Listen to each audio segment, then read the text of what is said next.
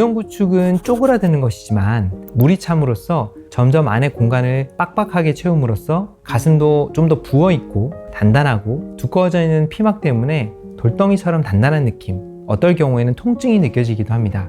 이럴 경우에는 반드시 건강하지 않은 피막들은 남겨놓지 않고 제거를 하는 것이 필요할 수 있는데요.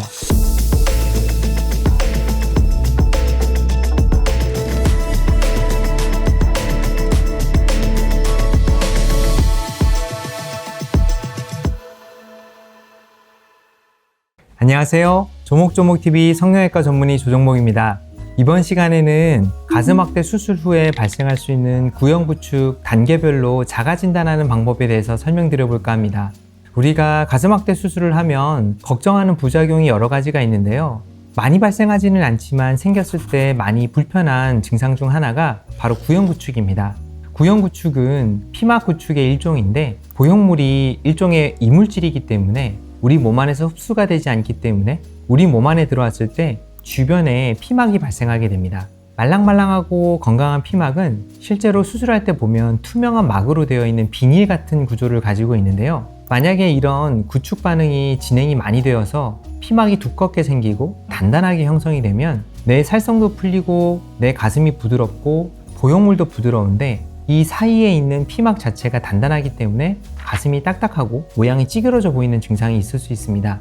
일종의 이물 반응이 너무 과도하게 생겼을 때 발생할 수 있는 증상인데요. 그렇게 발생하는 원인은 염증이나 출혈 또는 혈종이 해결되지 않았을 때 일반적으로 구형구축이 많이 진행되는 것으로 알려져 있습니다. 따라서 이 피막이 형성되는 가장 중요한 기간이 한 달 기간 동안에는 담배를 금연을 하고 염증이 생기지 않도록 신체 관리를 잘 하시는 것이 중요하고 가슴의 움직임이나 마찰이 불필요한 자극을 일으키지 않도록 브레이저를 잘 착용하시는 것이 굉장히 중요합니다.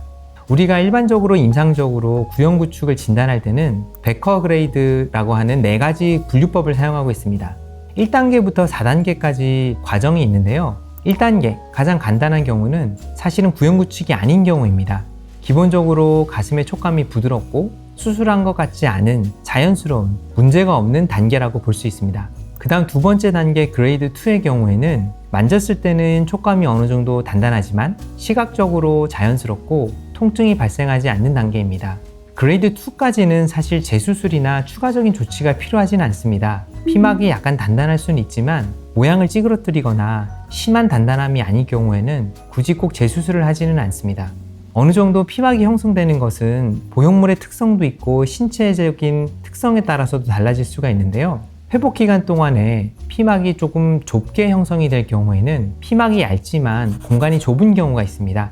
이럴 경우에는 시간이 지나면서 부드러워지는 경우가 많기 때문에 굳이 재수술을 이용한 방법으로 피막에 대해서 수술을 하지는 않는 경우가 많습니다. 우리가 사용하는 보형물 회사에서 새 보형물을 교체해주는 조건도 베커 그레이드 1, 2는 해당되지 않고 3단계, 4단계 이상에만 해당되는 이유도 그레이드 2까지는 굳이 재수술이 필요하지 않기 때문입니다. 베커 그레이드 3, 3단계에서는 모양이 변화하기 시작합니다.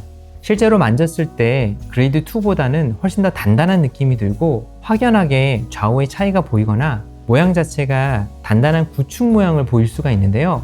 대표적인 특징으로는 윗가슴이 볼록하거나 약간 공 모양으로 형성된 형태, 그리고 단단함이 느껴질 경우에는 구형 구축이 일어나면서 단계가 좀 더 올라가기 때문에 모양의 변형까지 오는 경우가 있습니다. 그레이드 3에서부터는 재수술이 필요합니다.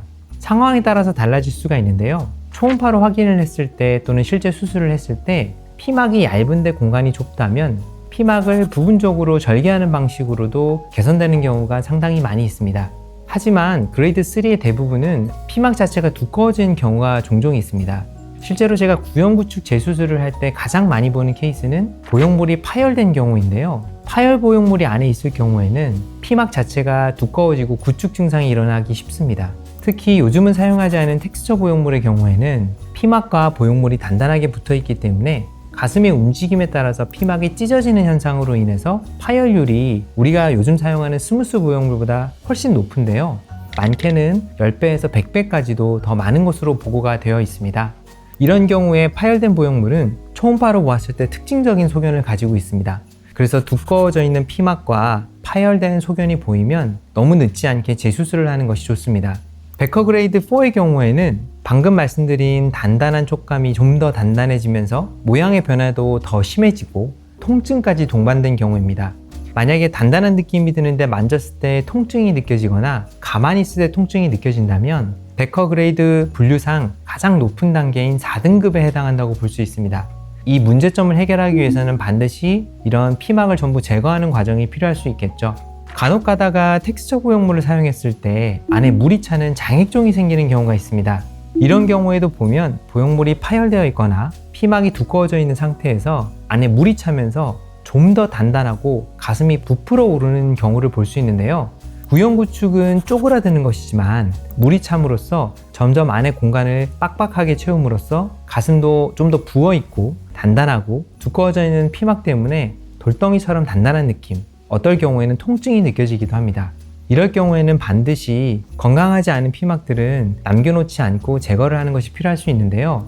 보형물이 처음에 수술된 방식, 즉 이중평면이냐 근막하에 따라서도 수술하는 방법이 달라질 수가 있고, 단순히 그냥 제거를 하고 끝낼 것이냐 아니면 새로운 보형물을 넣어서 좀 더 말랑말랑하고 좀 더 자연스러운 가슴으로 바꿀 것이냐는 케이스별로 다 달라진다고 볼 수 있습니다.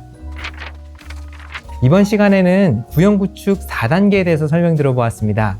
요약을 해드리자면 1단계는 아무런 이상이 없는 정상적인 단계, 2단계는 만졌을 때는 어느 정도 촉감이 부드럽진 않지만 모양이나 이런 것들에 있어서 큰 문제가 없어서 굳이 재수술을 필요로 하지 않는 단계입니다.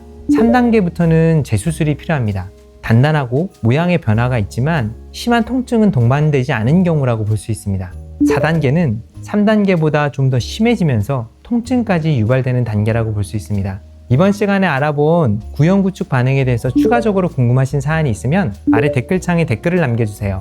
제가 하나하나 꼼꼼하게 읽어보고 조목조목 답변을 드리도록 하겠습니다. 지금까지 조목조목TV 조종목이었습니다.